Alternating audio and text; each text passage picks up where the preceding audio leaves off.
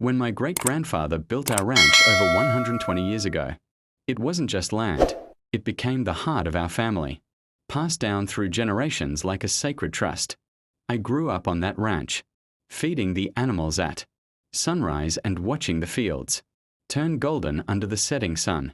But one day, the HOA from the newly developed community next door knocked on my door with papers in hand, claiming they had purchased the ranch and demanding that I hand it over or face eviction. At first, I thought it was a cruel joke.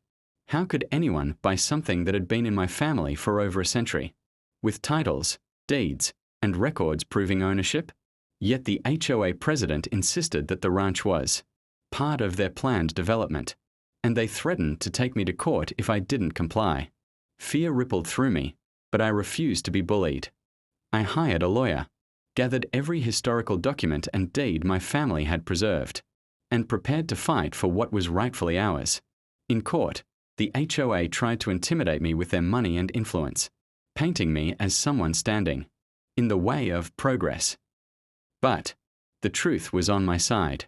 The judge reviewed the evidence, handwritten deeds from my great-grandfather, tax records spanning decades, and proof that the HOA had no legal claim to my property.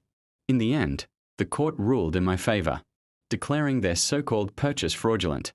The HOA not only lost the case but was fined heavily for harassment and fraudulent claims.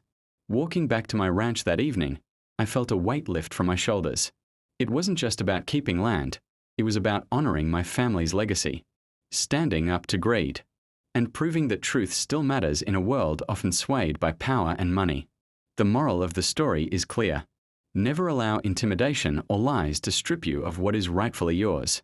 Stand firm, gather the truth, and defend your legacy, because no amount of greed can overpower justice when you refuse to give up.